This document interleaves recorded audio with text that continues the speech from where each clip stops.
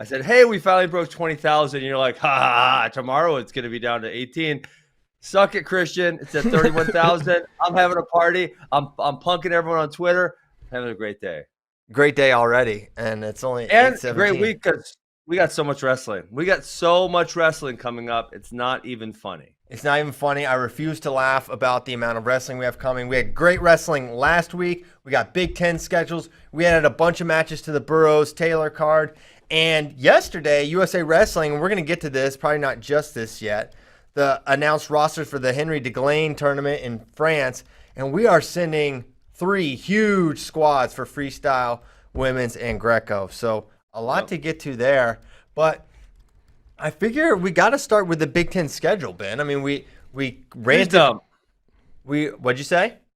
They news dumped it. News dumped it. Friday news dump. Yeah. Seriously.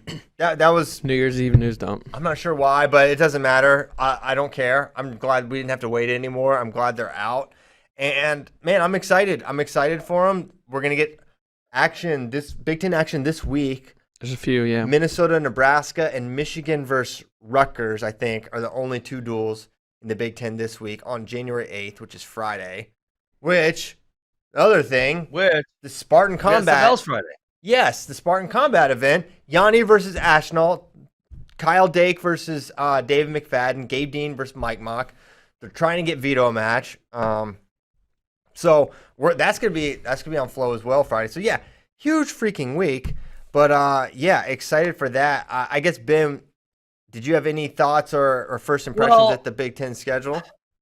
I guess one thing that, and maybe this is my initial take, was, and maybe I'm just a dum-dum, but there was no surprises. Obviously, it's only wrestling Big Ten teams. It's not like Penn State through Oklahoma State on the schedule or something, right? That's not impossible. So we have 9 competitions essentially for each team.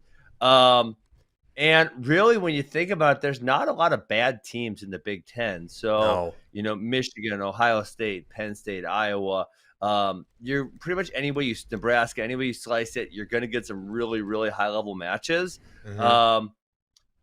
So I guess nothing to be all that surprised about. Just glad that this is going to finally start playing out. It plays out starting this weekend. Well, I somewhat alluded last week or the week before is like, hey, Iowa, Penn State's not a guarantee. They're not on the – that's not one of the guaranteed matches. And, sometimes they're not on the schedule. And I never really can remember exactly why. But they are wrestling this year, February 12th, which I think is a Friday, at Penn State. So we're going to get that duel, which is epic because it's like the duel of the year. Iowa will also wrestle Michigan, who's fantastic this year, and Ohio State. And Nebraska. So they're hitting – And Nebraska. So they're hitting the heavy hitters. Penn State's toughest matches will be against Iowa. They're also wrestling Michigan and also wrestling Ohio State. They are not wrestling Nebraska. But hey, let me ask you this, Christian. There's 9 in-conference duels this year for all of these teams.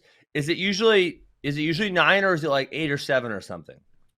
I feel like it is 9. It's usually, I'm pretty sure it's around 9. Hang on. I'll do always 9. Some research here. Yeah, I think it's around this. Okay.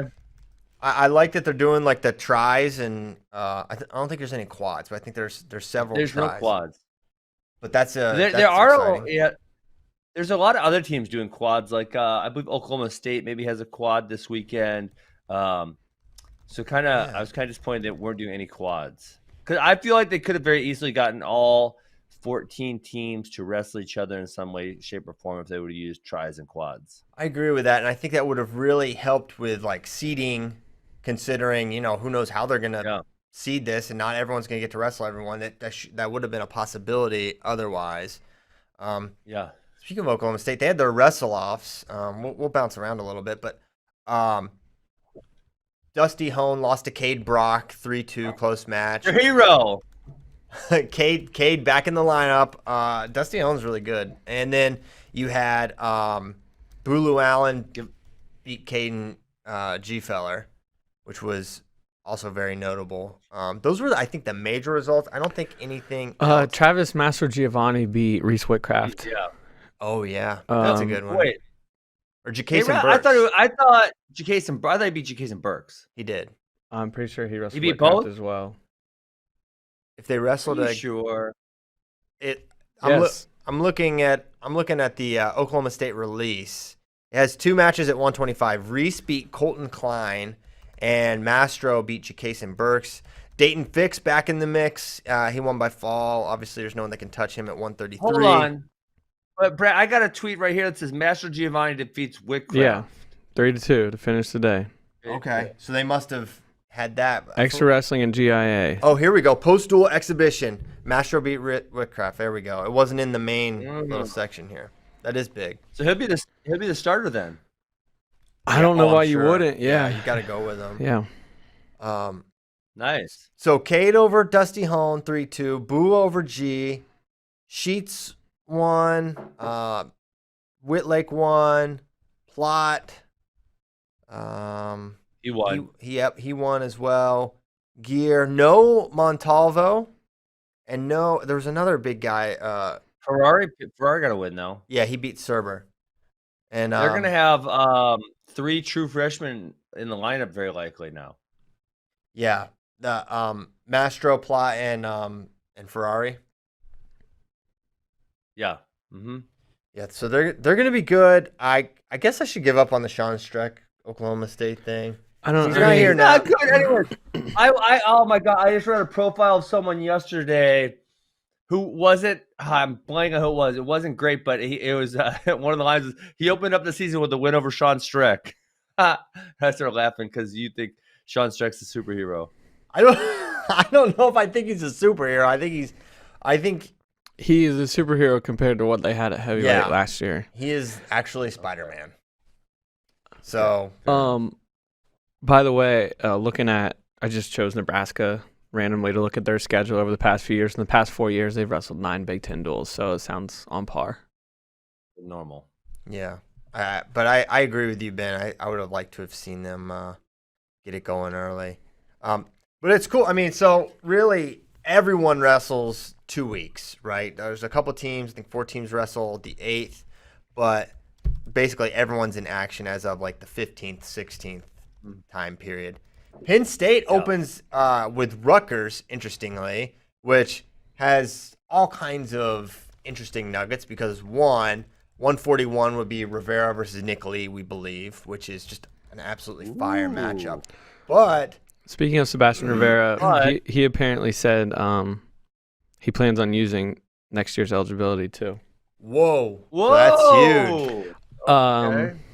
He said, I plan on coming back. Rivera said, I didn't plan on wrestling this season, but when they gave that extra year for those who do wrestle, I said, why not? It's another year. I think, and man, for Rivera, it's like this dude came back to Jersey. He loves the crowd. His last year, he's going to need, he needs the people behind him.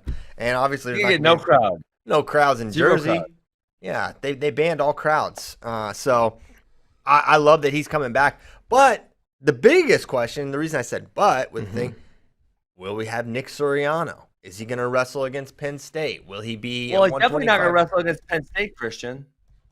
Oh yeah, because he'll be Deglain in it. That's right. He'll be Deglain. So he definitely won't be there then. Good point. Yeah, I knew that too.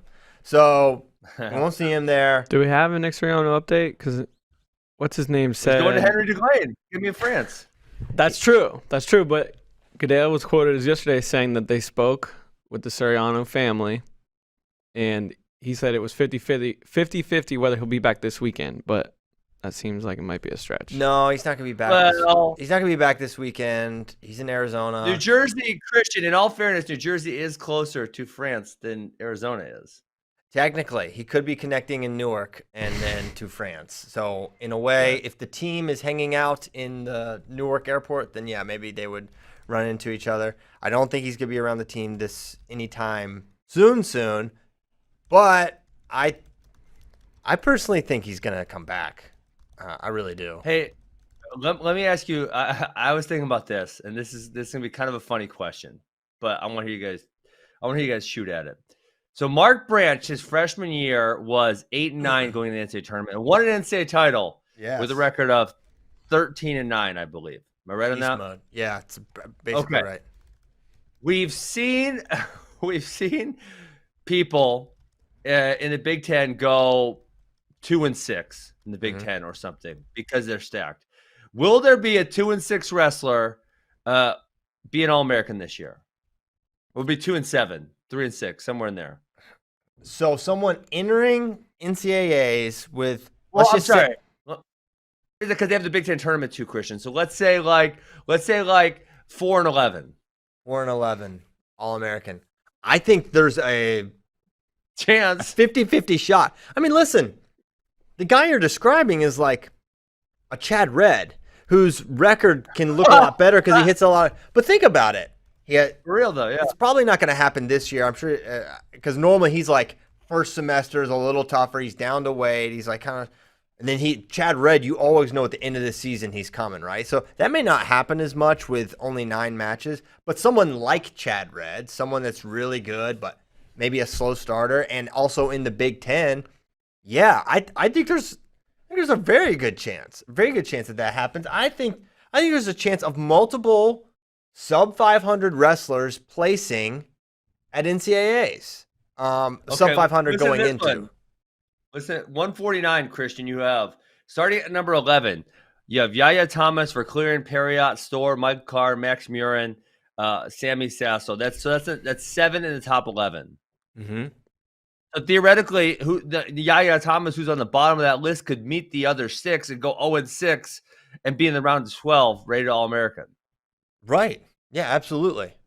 Absolutely. Things like that are going to happen. We should find the toughest Big Ten schedule for an individual good wrestler and like prognosticate like, dude, this guy's record realistically is going to be like 2-5. He's not only going to be favored in 2 matches and he's ranked like 11th or something crazy like that. That's going to be a reality.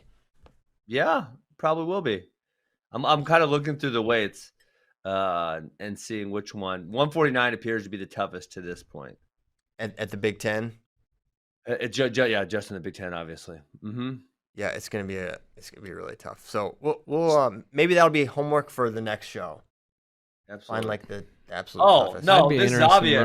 This is so obvious, guys. 174. Carter Soroki's number 5, and then you have Kemmerer, Massa, Labriola, Romero. So he could be one of those guys could be 0-4 and be ranked 5th in the country. Well, 0-4 if they only wrestled those guys. Well, I think all those teams are wrestling though.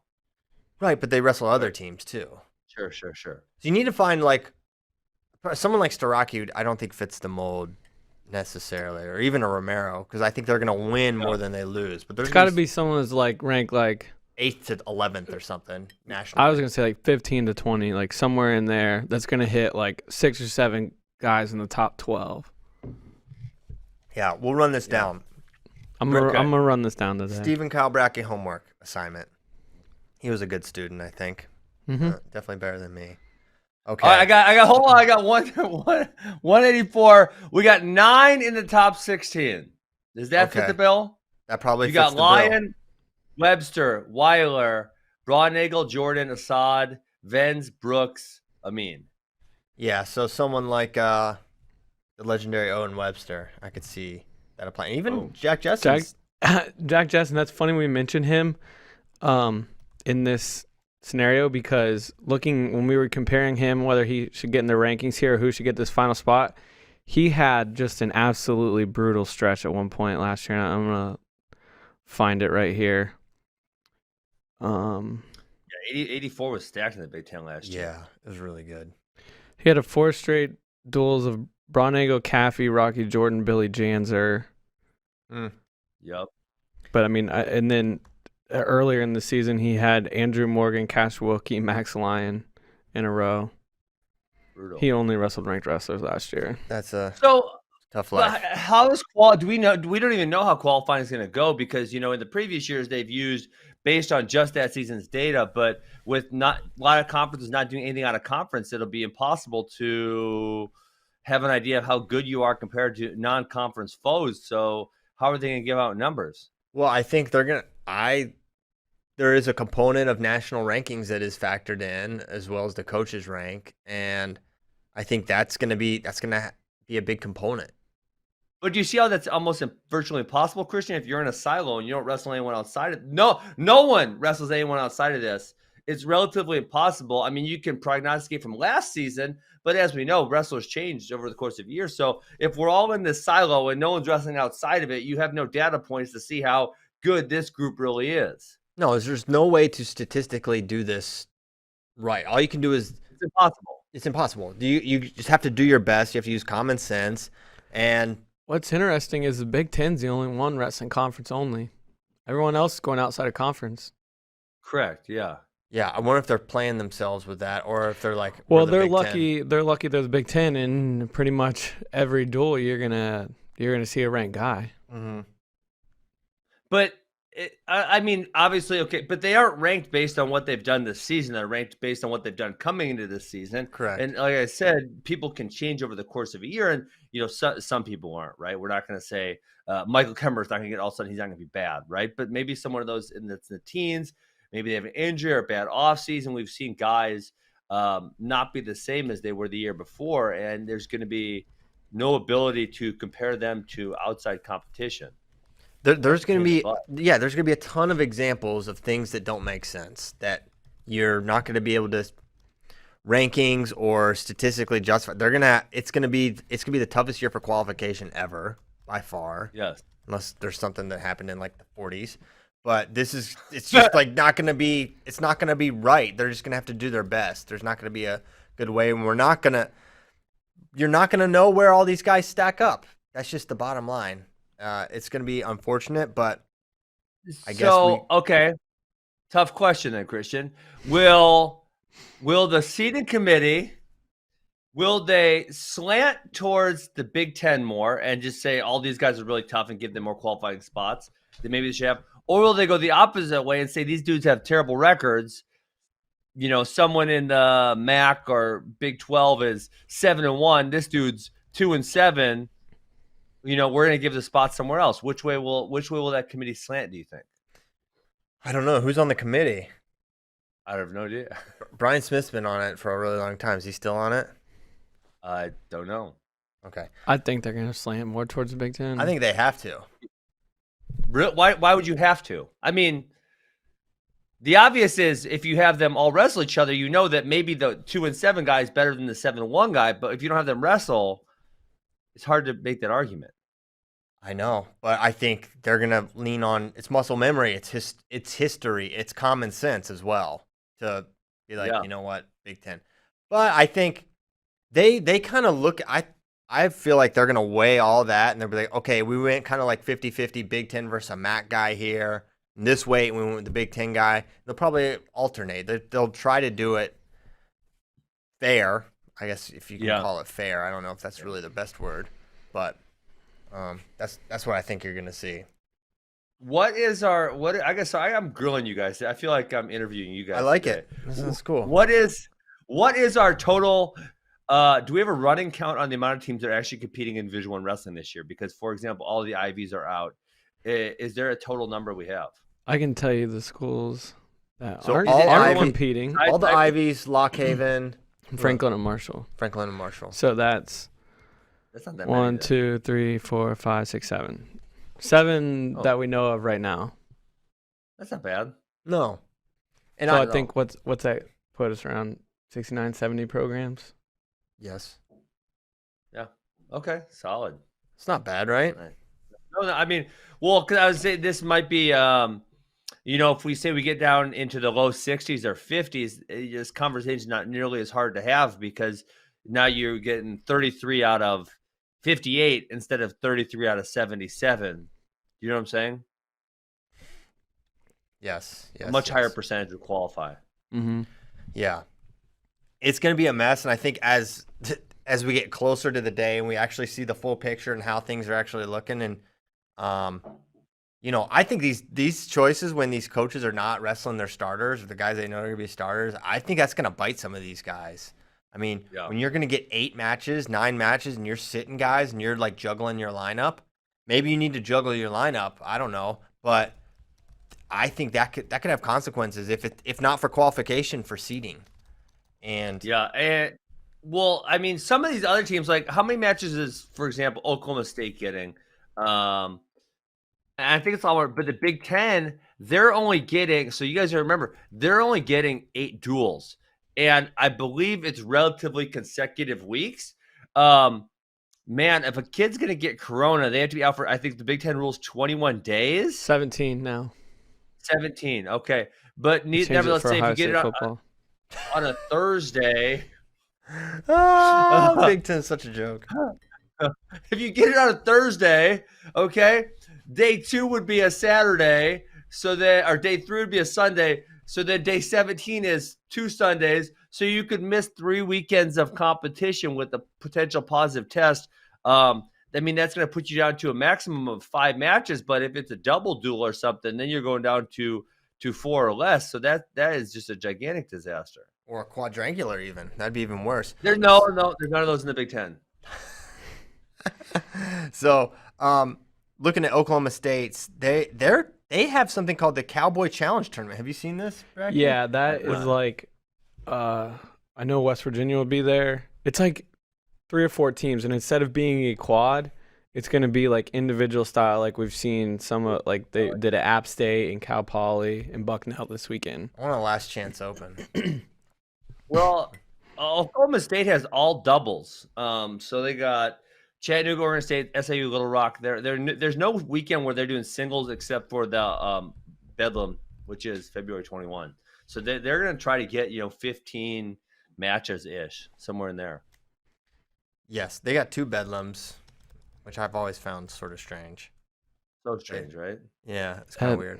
The Oklahoma State people love it. I think it's just a chance for them to kick the crap out of Oklahoma again because they don't like in any other sport. So I think that's why they like it so much, but it never made much sense to me because you just see the same person over and over and over again. Yeah.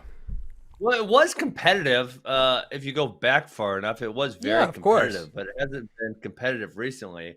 And then to your point, Bracky, in a regular season, they'll duel twice, but then you got an open tournament or the Big 12 tournament. So, I mean, those guys are – I mean, I had Russell F. and Chris Pelton 8 times, and we didn't even just duel them twice. I mean, like you could literally see them 5 times over the course of a season. That's just not ideal sometimes. Yeah.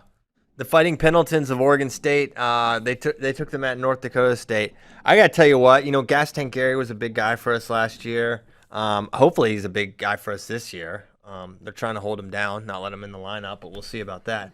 He'll have his typical politics. He'll have his day in court or something. But I think the heavyweight electric factory for us to watch this year is Brandon Metz. This guy he got checked by Zach Elam. Well, that's the thing. I tried to tell you guys about him last year. He was on my Honey Badger team. This is what he does, Ben. This is the beauty of Metz. He goes for it. He throws caution to the wind. He throws logic to the wind.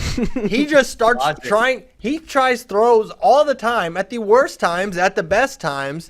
He goes for it. This guy, he was down 1-0 in the middle of the second period and goes double overs against Elam and straight pins himself. In the middle of the mat. Like, it's not like it was like on the edge where he could get bailed out if he didn't hit it or whatever. Just in the middle of the mat. That's the thing. I think he thinks he's going to get it. And against the Oregon State guy, that was a really close match. So it came down. The duel came down to Metz and I forget the Oregon State heavies. Brian Barnes, I believe. And it was a close, really close match. It was 7-7 at the end of regulation. But he was up. Metz was up. And he tried like an arm throw, lateral drop, gets taken down, and they battle back and forth, and it ends up being an overtime match. And then he gets. The funny thing was the takedown he gets at the end. He's got this double leg, and he's running his feet so hard. And Barnes just almost like a matador, drops down and like kind of turtles, and Metz almost flies over the top, but immediately he like kind of sets back and gets the 2. This guy. He also tried a lat drop on the edge in overtime. Yes, in overtime, he was on the edge and tried a lateral drop out of bounds. He straight landed on his back, I'm pretty sure, in that one as well.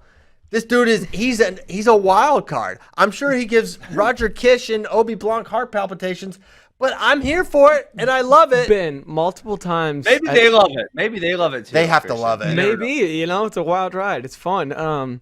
Multiple times at Southern Scuffle last year, he got put on his back, and then he got off his back and put the other guy on his back and pinned him. Yeah, like straight. Oh, you were telling us about this guy. Yeah. Dude, he's a maniac. He's an absolute maniac.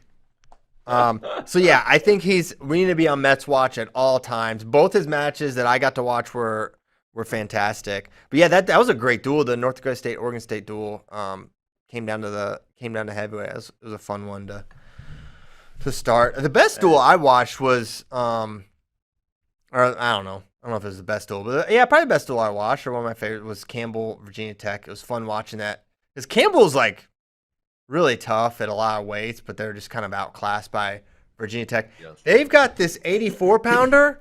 He rode Hunter Boland for 2 straight periods, Ben. I never heard of this. I thought Andrew Morgan was their 184-pounder. Did he graduate or something? He's still on their roster and everything. I don't know. Maybe he just decided he didn't want to come back. Because I think this was his 6th year. I think he got an extra year. And maybe he just got banged up again, decided he didn't want to do it anymore. I don't know.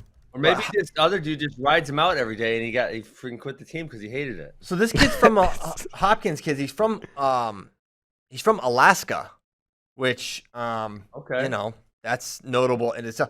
But man, he was just really, really tough on top. He's a really good leg rider, and Boland could not get it. And Boland's not a guy with like bottom deficiencies. He normally is.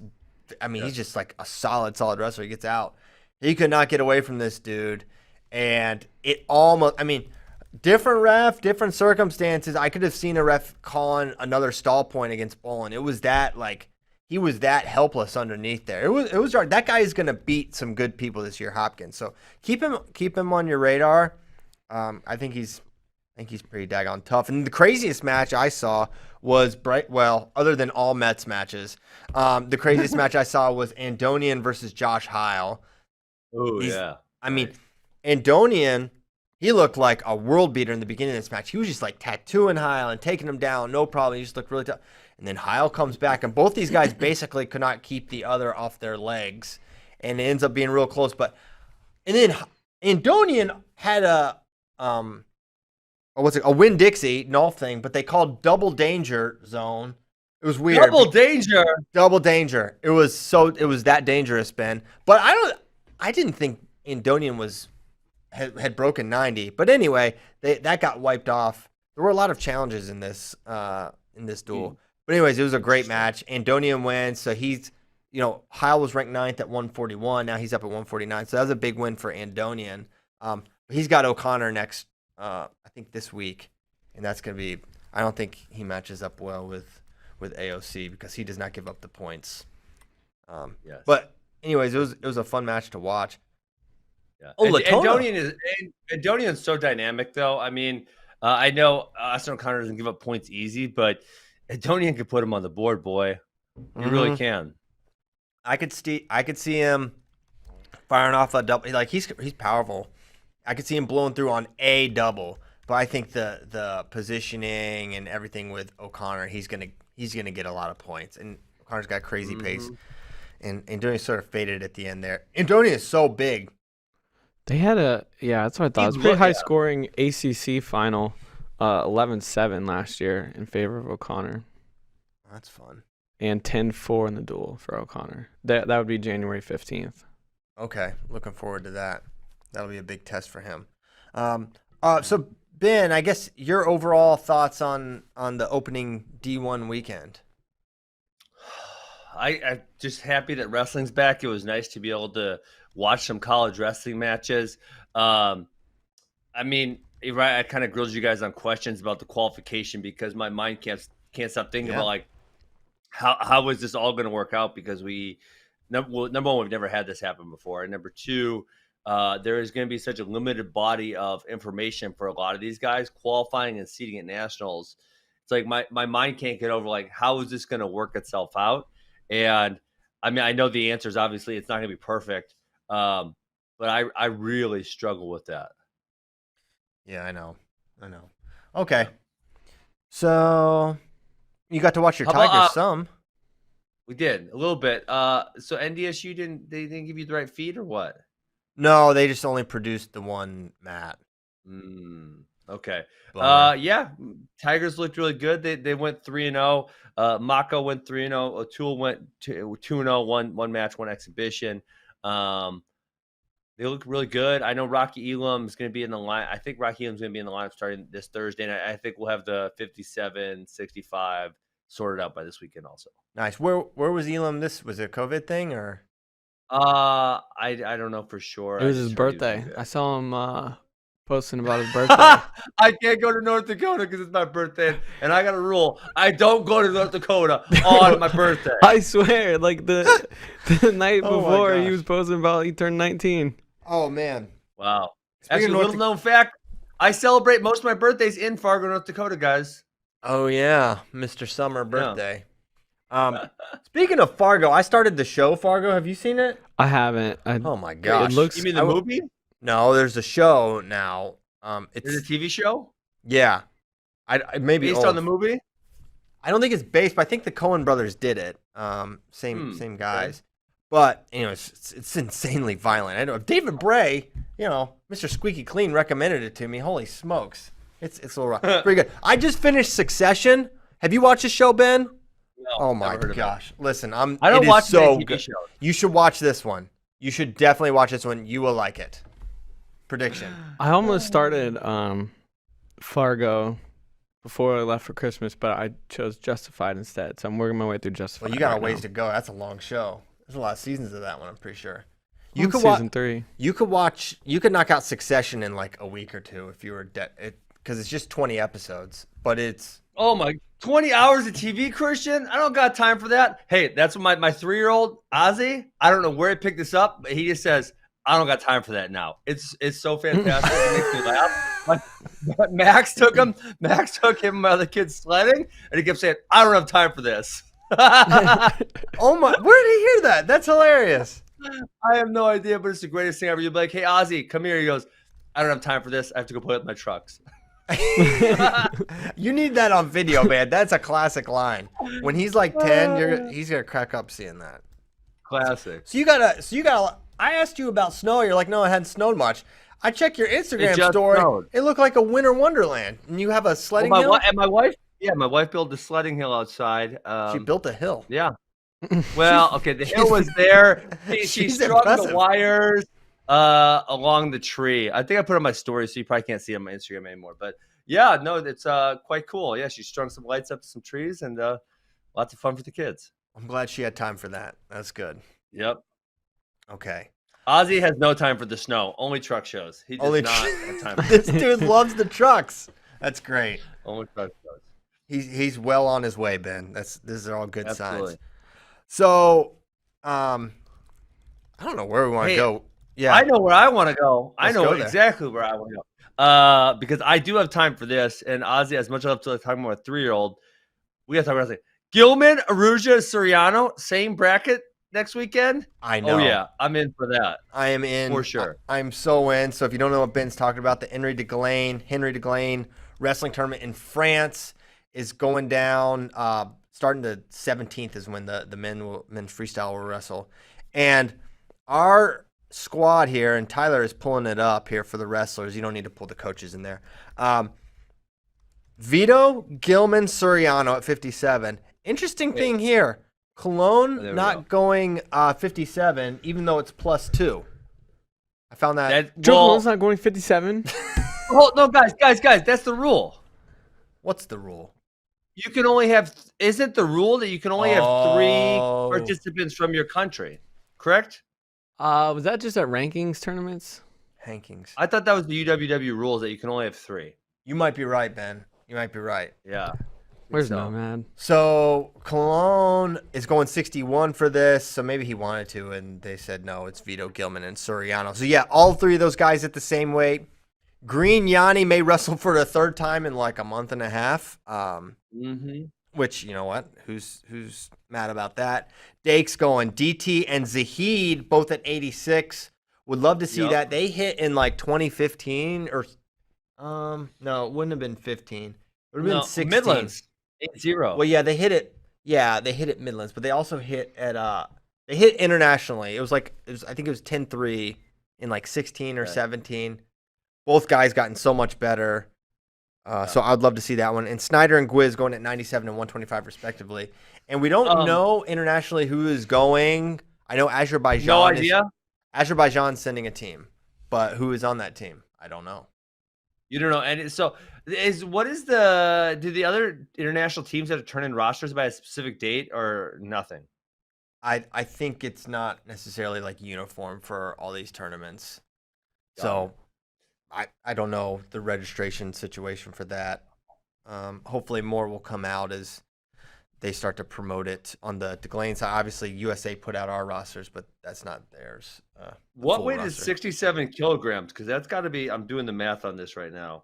147.7 pounds. That's the lightest James Green's been in a while. It'll be interesting to see how he looked better at the 150-pound challenge tournament. He looked pretty good there for 150. You thought he looked better than he did at RTC? For sure, yeah. Okay. And that was the same weight. Yep.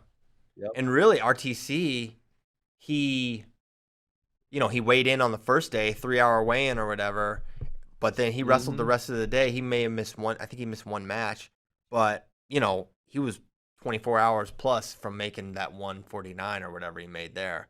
So that's pretty interesting that you feel that maybe he's adjusting down the weight. Speaking of, we'll see him wrestle Pat Lugo at the – he really wanted to wrestle Alec Pantaleo too. That match isn't going to happen. But Green wanted to wrestle Pantaleo really bad, but that match got scratched altogether.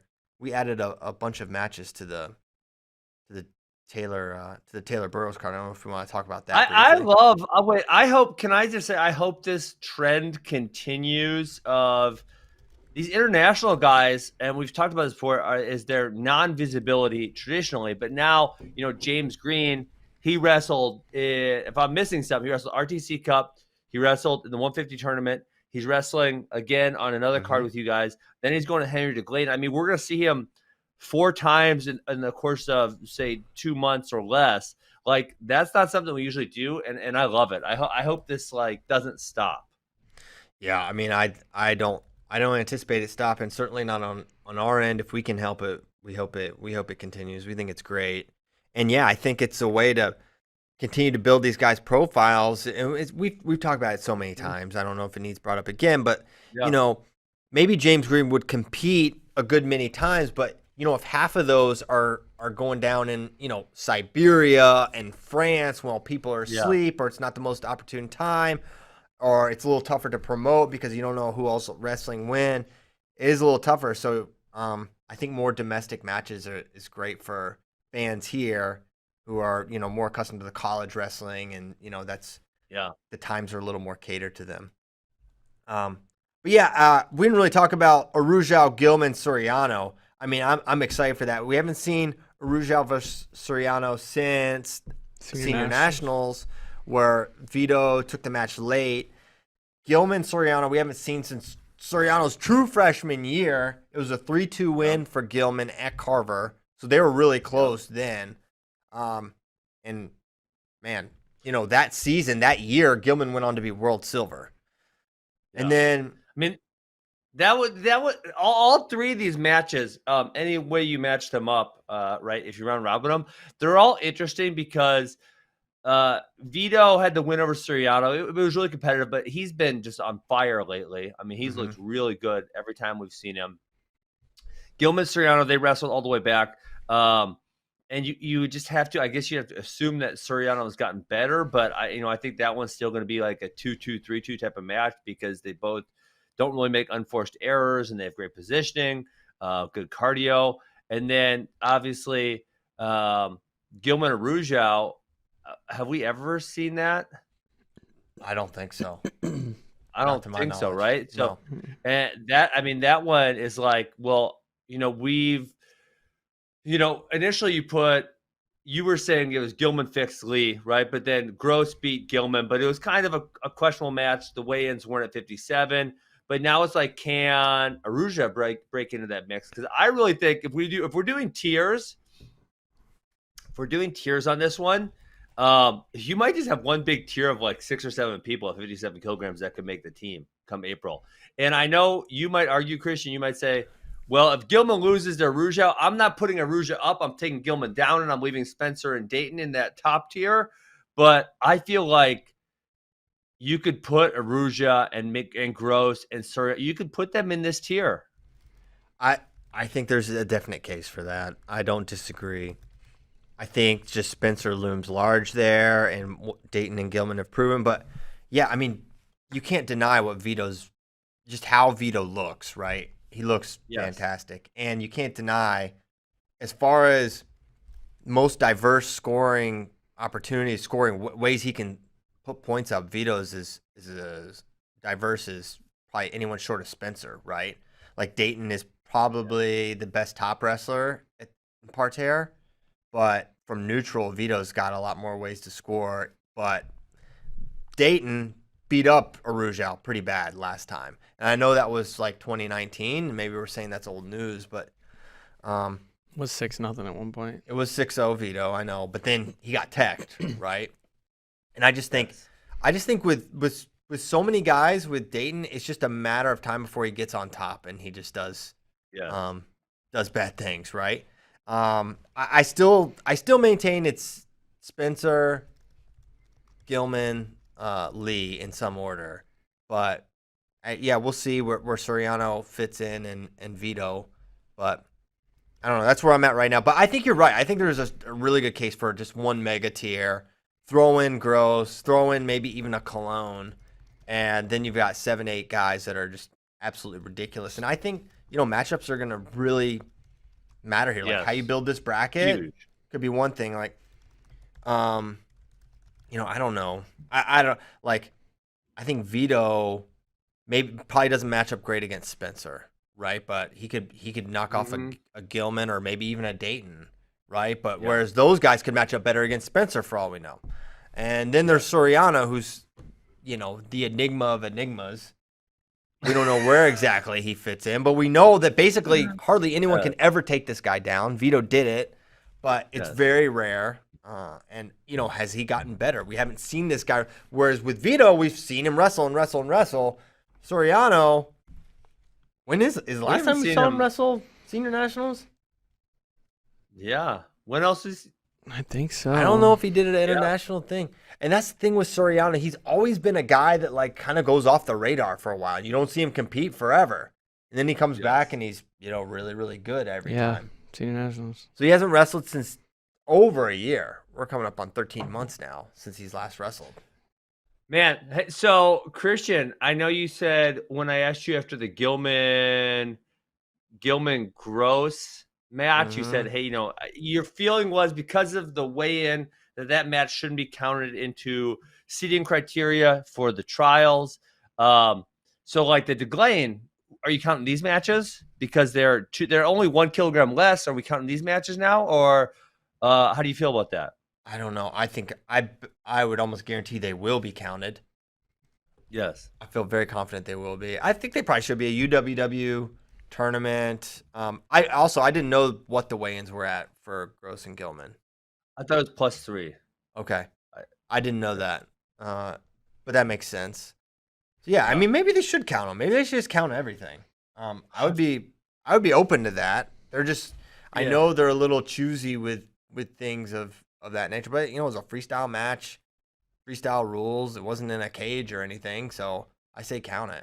I think there should be, it has to be the exact rule set, maybe, right? It has to be a freestyle rule set. It can't be, say, a folk style college match, and it has to maybe it's a 3 kilogram weight allowance and under or something, which would then set, where people have to be kind of permanently. Right, even for any of these pro matches, if you want this match to count, it's got to be freestyle rule set, maybe day of weigh-ins under 3 kilograms or something to that effect. But just kind of a guideline of what it should be for it to count.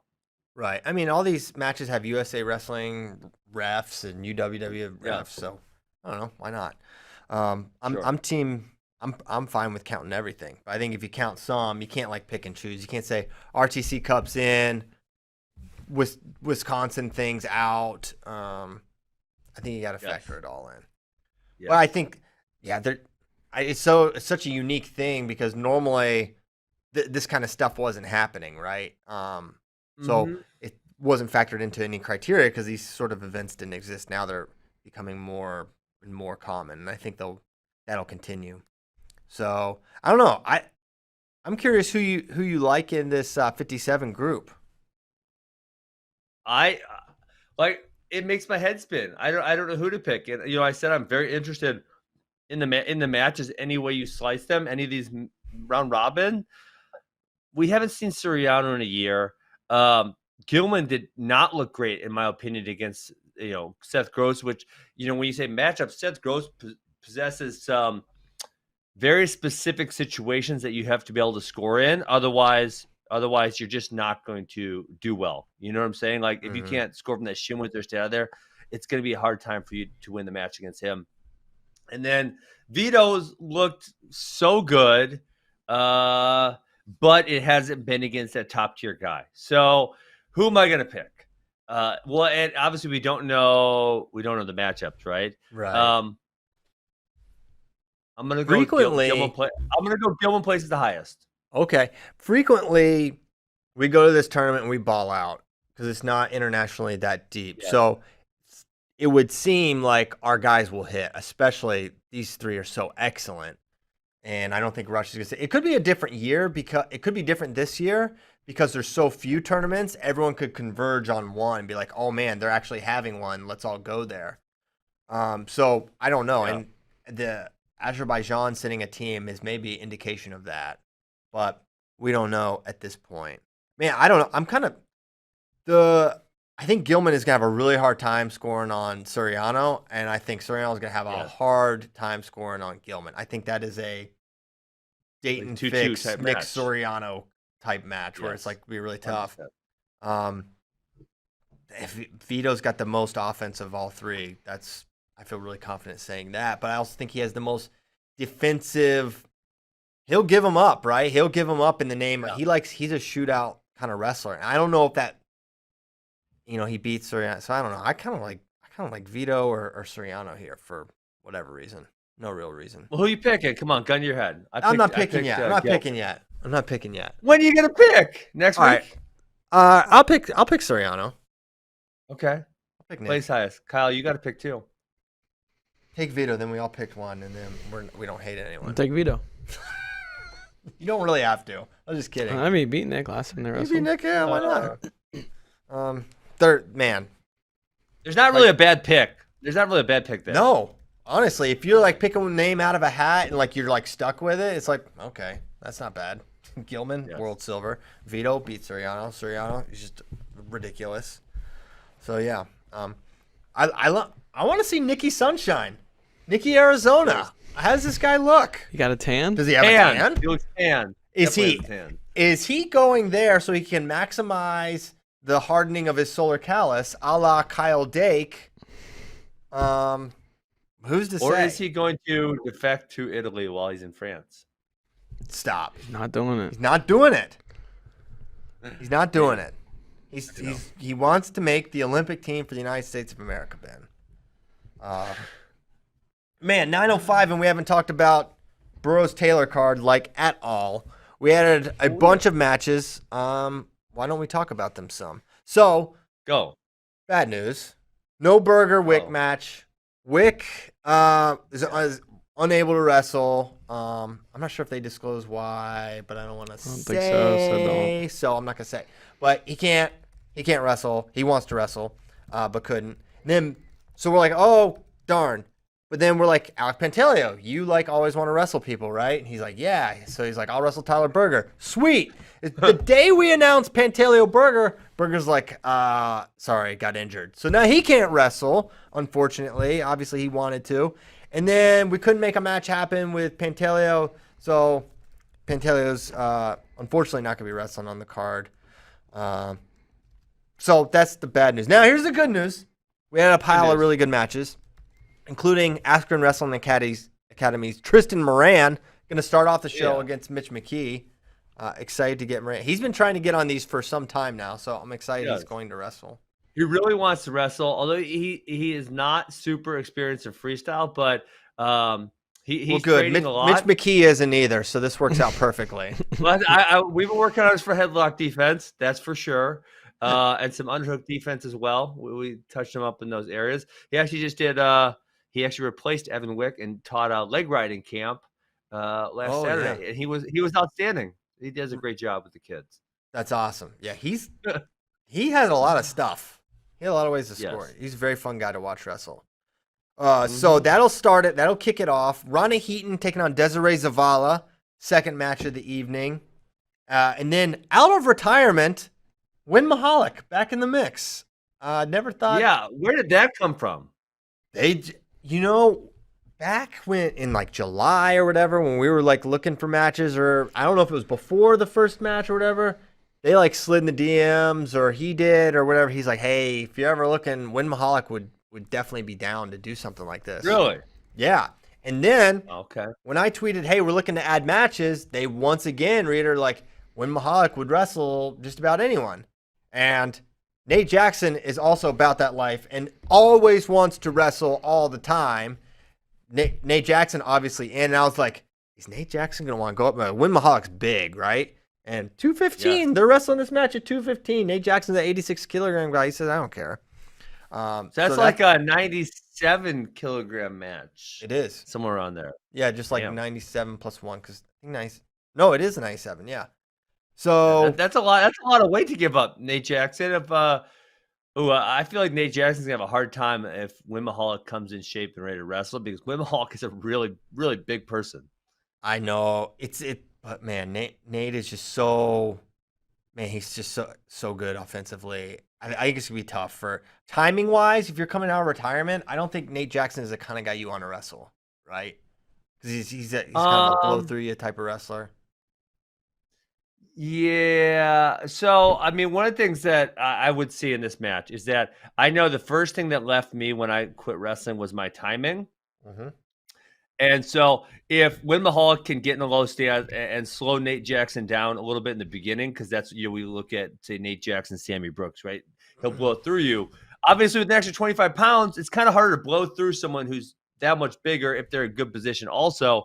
So if Win Mahalik can, slow him down early and then get to some of his ties, you got to think that size is going to come in handy when getting to an underhook or a position like that. Now, I don't remember Win wrestling that much freestyle. I know he did. I know he had a win over Jake Varner maybe, but I don't recall if he's really good on top. Man, now that you mention it, I don't either. But he was a guy that was like always in the mix in that 97, 96 weight class. And then, with Varner and then Kyle Snyder's emergence, it was very apparent he's not going to make a team. But he was very much in the mix for a while there. He never got over the hump, but he was like a number 3, number 4 guy for an extended period of time. I don't remember how long, but it was a while. It was a while. From like basically 13 to 16. Because this is only his second competition since the Olympic trials.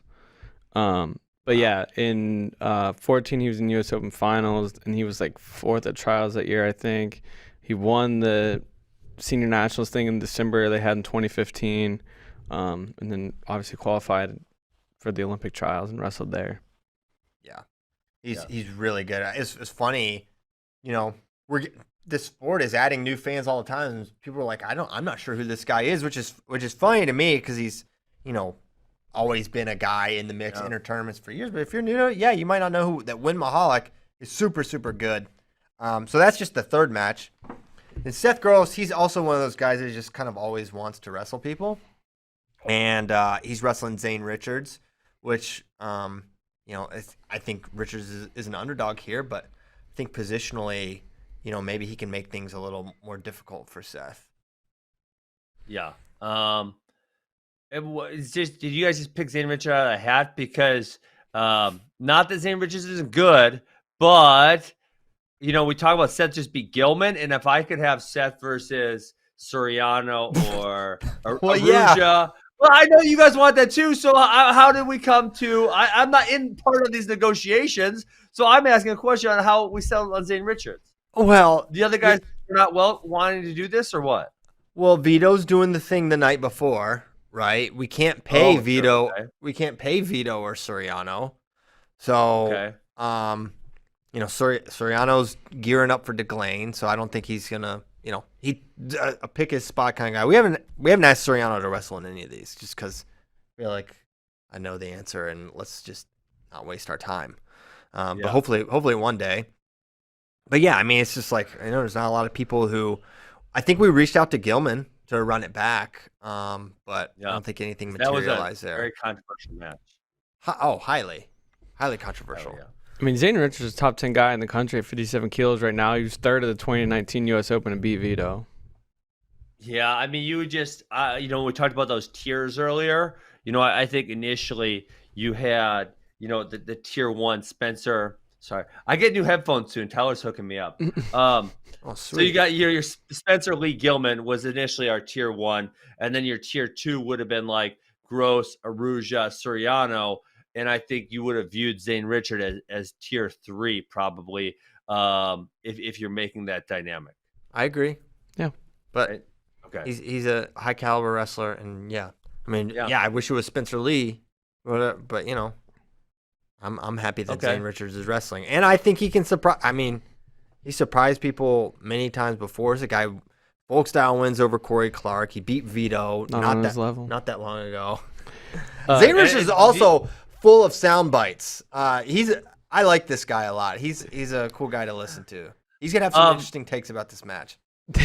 Well, from a tactical perspective, I would say the other thing is like Thomas Gilman loves to head inside singles to score points, which against Seth Gross is very difficult to do because he has great shin wizard, etc. Mm-hmm. Whereas Zane Richards doesn't really use a head inside single all that much. He's a lot of underhooks, a lot of high crotches, not that much head inside single.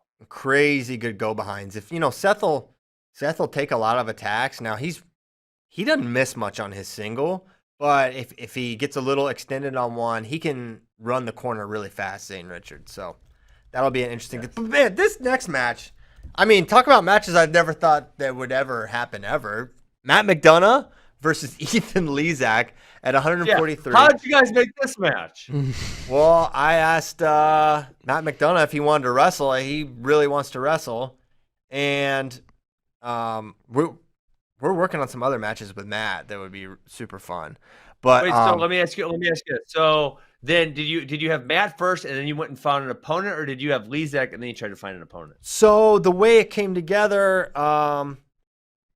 we got Matt first. Like, I knew Matt was interested and wanted to do it, but we didn't really have an opponent for him at that point. So it's like basically you're kind of inundated with people that want to wrestle, and you're just trying. Okay, and then Coach Slay was like, "Hey, Ethan Lezak's gonna be there as a partner for Joey McKenna. Be cool to get him a match." And then, I was like, "Oh, well, this could be cool." McDonough, what do you think about McDonough? And they liked it, we liked it, and we're excited about it. Seeing the backpack versus McDonough, two of the most notorious weight cutters of all time, generational defining weight cutters, right? I mean, the stories are unbelievable, but they're gonna. I mean, this is probably, I would guess, this is close to as big a weigh-ins as these guys have ever had. It certainly is from McDonough. I guess Ethan has wrestled up at like 65, so he's wrestled this big before. But they're gonna be more prosperous, as Andrew Spey would say. Well, I can't assume McDonough's cutting that much weight for this because although he was very large for 25, he just like stays skinny. Like he doesn't get like me. I eat too much. I put on some weight. Matt McDonough, he doesn't do that. He'll eat a lot of food and he just stays skinny. Yeah, he definitely does. I think he was like, if I had to guess, he's probably like 150s, mid 150s or something like that. You think no? I don't think he was that big. He's definitely yes, he was definitely mid 150s. No way. Oh, I guarantee it. I think he did. Right now, McDonough's. I'm gonna text him right now. Go ahead. He is not mid 150s. He's gonna lie to you. You are insane. He hit arm bars on me. Oh man, I thought about reposting that technique of him hitting arm bars. Bracky's arms went numb. Ben, he had these arm bars so tight, my arm went numb, and he was just standing. He just kept talking during this damn video. Yeah, like he's on top of you at the bar, and he's sitting there just talking. Yeah, and he was just like walking through the move and explaining it. And I was like, I can't feel my arm right now. Yeah, it was like I've never felt an arm bar that tight. It was insane. Yeah.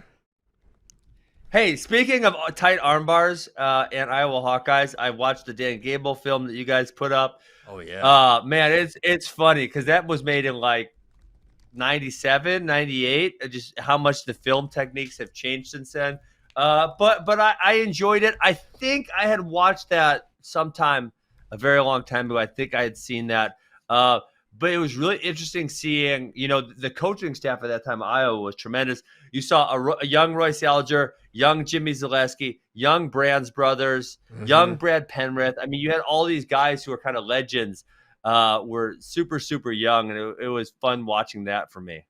Yeah, and you can imagine those guys were just delivering beatdowns like on the reg with that. You got the Brands brothers just unleashed in there. Zaleski, I'm sure, could still absolutely roll. Yeah.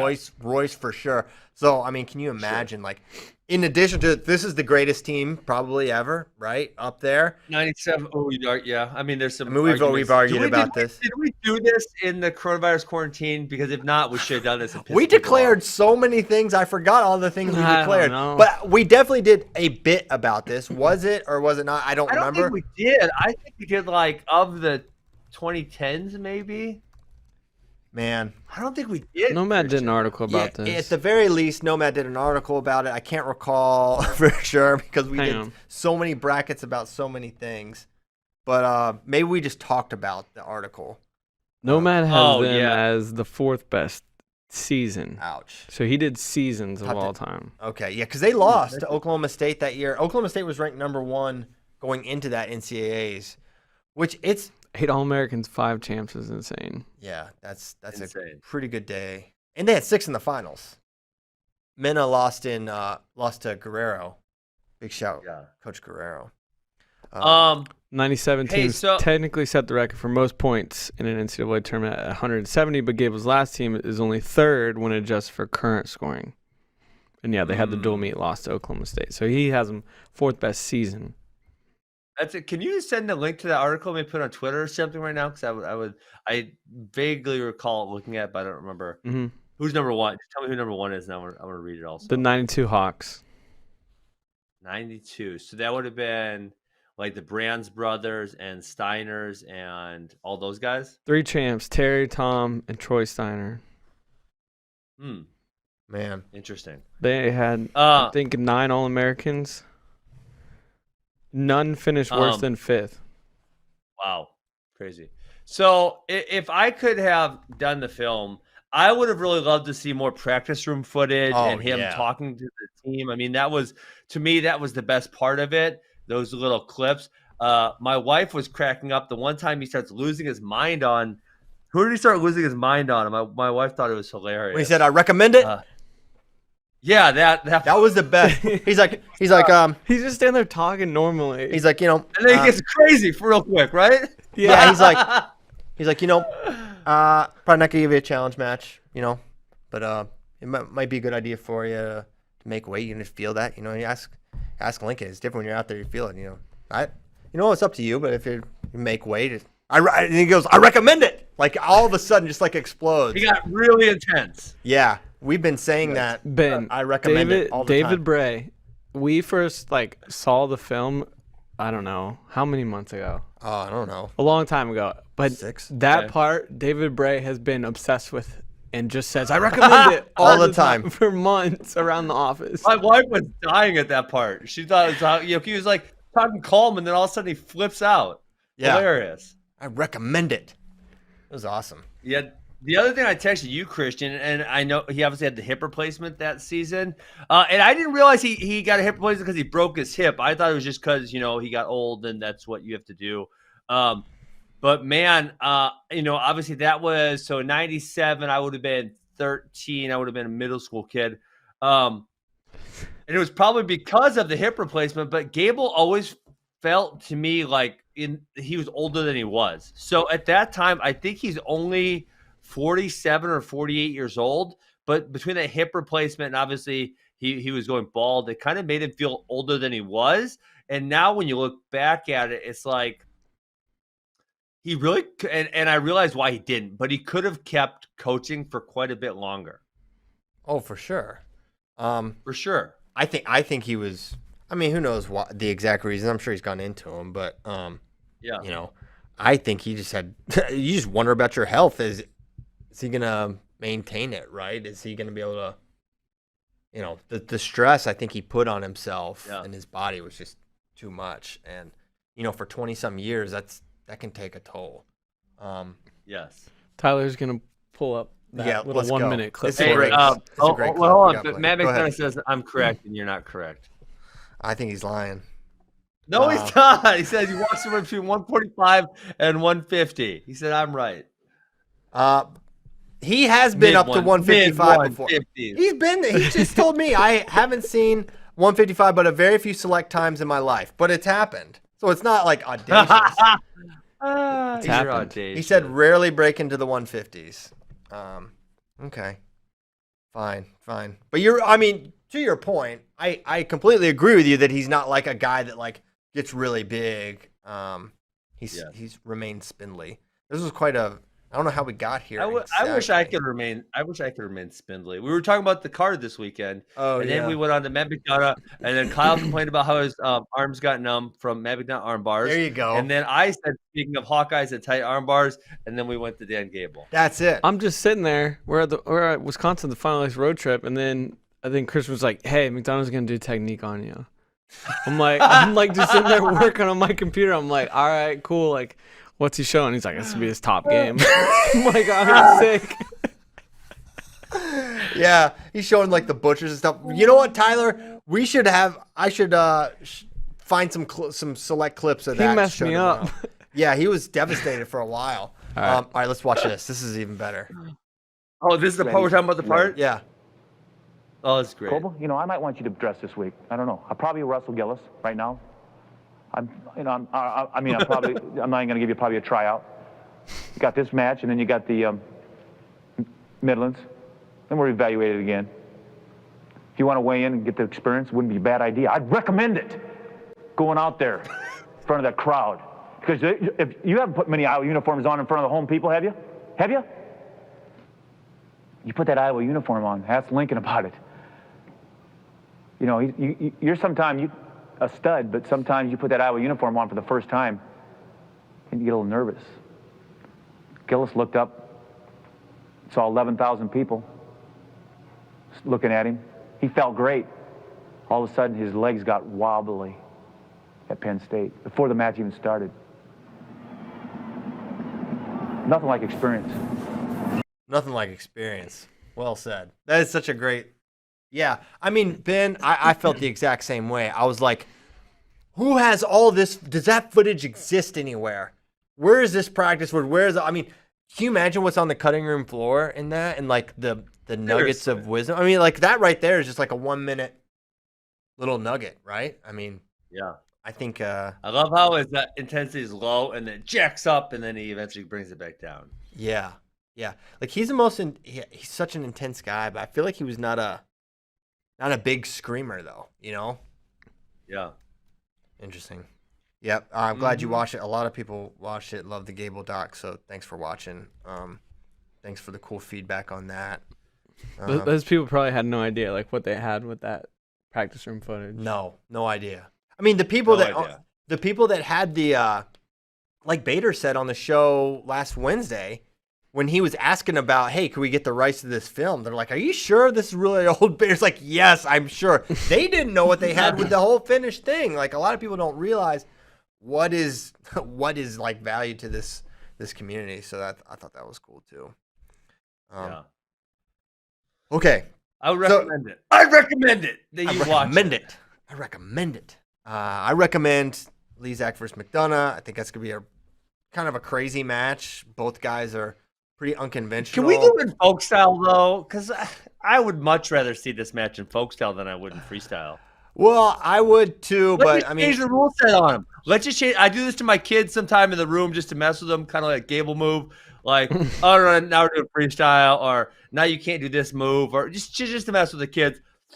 They weigh in, Christian, and then you go, oh, yeah, this is actually a folk style match. Just blow their minds. Come on, do it. Well, if they were both retired, I think I would have said, yeah, let's do it. But Lezak's like, he wants, like, and actually Coach Slay is like, Lezak, deal with it. It's folk style.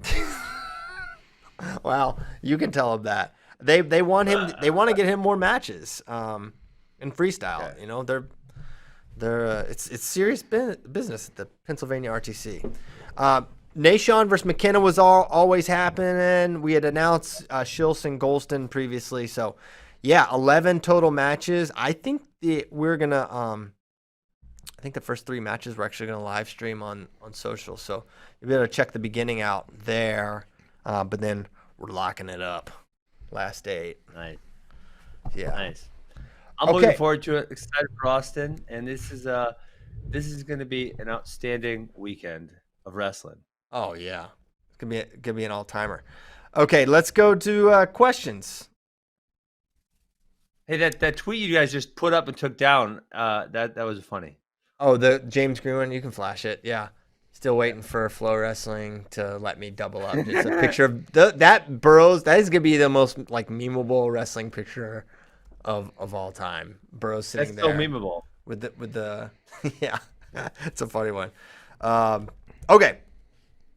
What does Ben think when coaches yell high head wins in a scramble situation? Does he agree or disagree with them? I read the doc and I told you guys right before the show. I feel like I've answered this question already. So now maybe if I'm repeating myself, forgive me. When I hear him yell this, I just know they don't know what they're talking about as far as scrambles are concerned, because 2 things. Number 1, you do not always want your head high. There's a significant amount of situations where you actually want your head low center of gravity. You can bump into them, et cetera, et cetera. And then number 2, generally speaking, there's much more important things to do than getting your head high from a technical perspective. So when I hear them yelling this, I think like they just don't understand the scramble, yet they want to yell something. So they just yell head high, whether it actually makes sense or not. Yeah, I wonder. There's so many wasted words and pointless words said from the corner. It's ridiculous. Is there anything you can shout in a scramble that is like a tried and true principle that is just always true? Not really. There's not really anything like that, because there's so many different situations and it just doesn't make sense. I guess one thing would be, I would tell a guy to keep scrambling. For example, if I have a guy who doesn't have great offense, but he always wins scrambles, it's like, don't ever settle for a stalemate, because I know if you just keep working here, you're going to win, right? As opposed to just kind of hanging on for the stalemate. So that would be something, I would be pushing to my high-level scramblers. But there's not like a technical, like, always grabbing a specific ankle or whatever. There's not a technical thing that I would say you always do this. Yeah. I agree, but I don't know what I'm talking about. Can you hear the music that's playing, Ben? That's why I keep looking at Ben. Okay, I'm glad. Somewhere, I don't know where. It sounds like someone. Not my computer. No. No, it's like it's somewhere here near us, but I don't know where it is. But it's really loud. Bader's not here. He's probably here at 9:30. The only thing I can think of is the construction workers over there just jamming out. Yeah, construction crews. Sometimes they jam out right like next to our wall. Like right on the other side of this wall, they're doing construction. Yeah, it must be them. Yes. Okay. Construction work. Dag on it. Well, they get we need them. Okay. What was the best match from the opening week of D1 Wrestling? Asks City Wrestling Guy. I think the best one I saw, other than Mets Barnes, was Andonian versus Josh Howell. That was the best match I saw. I thought that was very, very exciting. That was my favorite. Very exciting match. I don't know if you guys have any favorites, but that was it for me. Probably the pick, I think. I mean, in all fairness, there wasn't tons of wrestling. I think that's probably the one. Tight. Yeah, nothing really jumps out to me. It's like, this was must-see, awesome. Okay. Rashad Berry. In a recent interview, I believe JB said when he was younger, he was told not to cry after a match. As a wrestler coach, what are your guys' thoughts? My coach always said he was okay with it because it showed passion, that we cared. In defeat, he would say, remember this feeling. Yeah. I think it's... I would... you go, Ben. Go ahead. You go. Well, I would say, I was like, well, like so many things in life, there's no hard and fast right or wrong. I mean, if you got a guy in every duel is crying, that's a big problem. Like, I think it's bad if he cries after like every match but I think, you lose in a big match or something you really build up and train for. I think I understand it, but I think it makes, certainly I mean, it's Yeah. happened with guys I've coached before for sure, and I don't think there's anything. I don't think there's anything wrong with it. I think there is something to like, It also depends on your attitude coming out of it. Are you feeling sorry for yourself, or are you just like truly devastated that something you really care about is not going to happen? Because I think that's perfectly healthy and reasonable.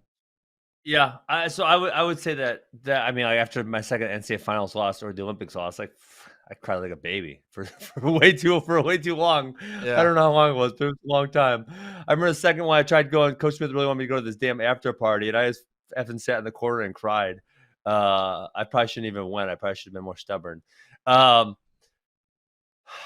I would say it's a composure thing. I don't want my guys crying or losing their composure during the matches, and I don't want them throwing a fit when they come off the mat and looking like a butt face. But man, if you want to go in the corner and cry because you're sad, whatever. If it's a little tournament, maybe don't sit there for too long. Hey, if you've been trying to be an Olympic champion your whole life and you lose, if you want to go sit in the corner and cry for a couple of days, whatever, I'm cool with that. It's over. It's over. It's done with. Yeah. So that's kind of how I go with it. But the composure is the big one for me. Don't do it during the match. Don't do it and throw a fit while other people are looking at you. But man, if you want to sulk for a little bit, and then let's get on with it. Yeah. Crying makes sense to me. Okay. JB, I know from Kevin Mulder, I know JB is great and beaten DT before, but don't you think Jordan is getting too much respect with a 1.5 point spread, which I suggested? DT has to have 20 pounds of muscle on JB. DT should tech JB. There, I said it. DT's Who said that? Kevin Mulder. He's a frequent question asker. He is. Yeah. He's a good one. So don't light him on fire here, Ben. But yes. What are your thoughts? I would say, did you not watch Gabe Dean versus David Taylor? And that was really competitive all the way down to the end. And I would put if I'm an odds maker, dude, a tech fall by David Taylor, I'm putting that at I don't know plus a couple thousand. It is really high. I do not foresee that happening. David doesn't really have great lace transition like JB does, and doesn't have really good gut wrench. So that means he's going to take him down 5 more times than David Taylor's or than Jordan's going to take him down. I don't see it.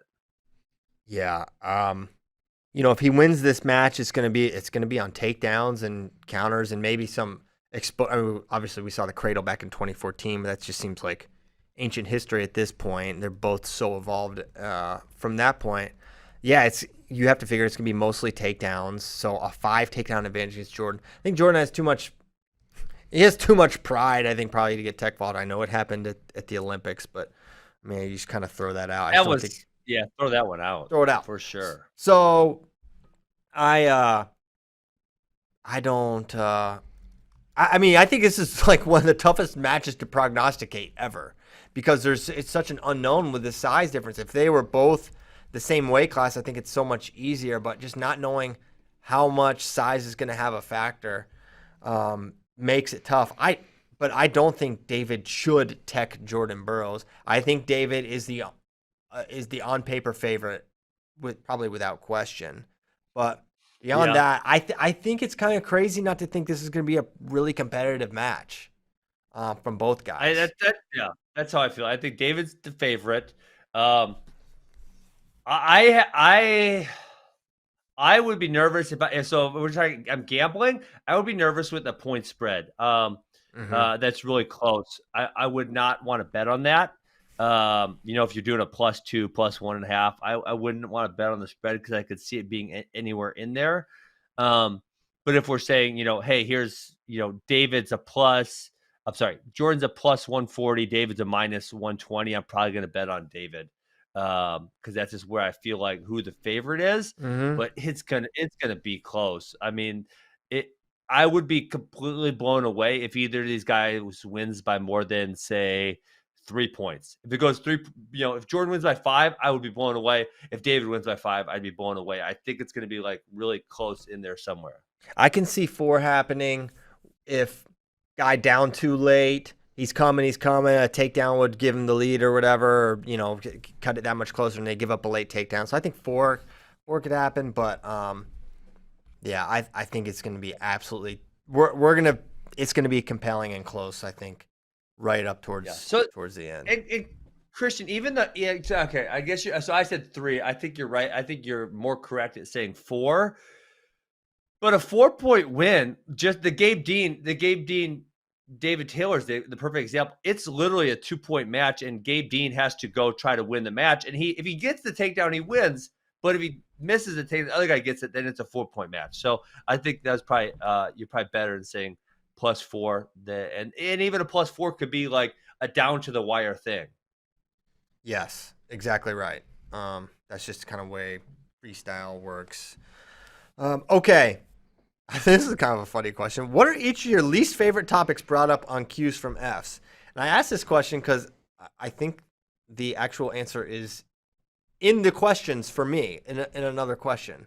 But I'm curious what your answers are. Well, I think you're the one who chooses the question, so I'm guessing most of the really dog crap ones we don't get to see. That's what I would guess. I don't have to see all the garbage ones because you don't kind of scan and pick the good ones. You don't just put them all on there. Well, I would say no.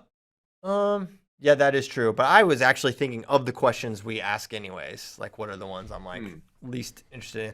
And it's for me, it's the hypothetical UFC champion wrestling questions. I feel like we get asked that all the time. Like, Who do you mean? Who do you think would win? What wrestlers will translate well to MMA? I feel like I get asked that all the time. You're right. And like the real Avery Lynch, who shout out to him, he always asks good questions. But he asked which U.S. woman wrestler would have the best chance to be a UFC champion, and I always just say the best wrestler because I don't freaking know. I don't really like the UFC that much. It's fine. I've watched it when Ben fought in it, but really beyond that, I never really cared. So I don't know. I would say Helen Maroulis, but she's not probably ever gonna go MMA with her concussion problems, so I don't know. Yeah, Adeline. Yeah, I mean you're right. That is an annoying one because it's like whoever chooses to do it will likely have quite a bit of success, as we've seen over the course of history. There have been very few which have had minimal success. I mean, there's been almost zero who've had no success. Yeah. But then there's some like who's really great, like a Bubba Jenkins or Ed Ruth, who they're good, but they're not like great at fighting. Mm-hmm. Which those ones were shocking to me, or a Jake Rosholt. I thought they could be really good. And then there's some of those that you don't see coming, who they're much better fighters than they were wrestlers, and that would be like a TJ Dillashaw, Stipe Miocic, who like they were national qualifiers. It's not like they were bad wrestlers, but they also weren't great. And as fighters, they're like Weidman, right? I mean, he was at least Stipe and TJ were never All-Americans, but Weidman was like, these guys are all world champions. They are really, really high-level fighters, and they weren't as good as Marty from Nebraska, Colby.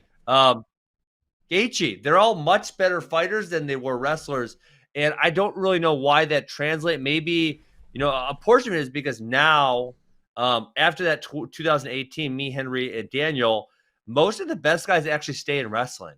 Yeah. But there is probably something about those guys. Maybe it's their athleticism. Maybe they got started wrestling late, where they just weren't quite as good of a wrestler as they are a fighter. They're a much better fighter. Demetrius Johnson wrestled too, right? Demetrius was, I don't even think he wrestled in college, but yeah, I mean, he's Dominic Cruz was, I think, so there's been a lot of them who have been like wrestlers, but not real high level wrestlers who have then went on to be world champions. Robbie Lawler would be another one. I think he was like a state place winner or something. So a lot of guys who maybe were wrestlers, not even high level wrestlers, but then went on to, have really, really high level success. Right. Yeah. So yeah, that is a tough question right there when they ask that. Okay, I think this will be the last one. Do you think we'll see Ragusin over Medley this year after his recent success? So, man, he's going to be a tough guy to keep out. My big question is, can he make 25 consistently, even though it's a shortened year? I think he's kind of big for the weight, personally. You think so? Yes. I have no inclination on this one. And he's big. I think he's a big 25. I thought he looked big at senior nationals. I thought, and then I to use the Nomad reference, I stood next to him. At the RGC Cup. I think he's a good sized guy. And then of course 33. If Micic is back, then he's not beating out Micic. So I don't know. I think it's an interesting roster battle. I feel like the upside is with Ragusin, but I don't know. I mean, he was so freestyle, like he was so out of nowhere for us.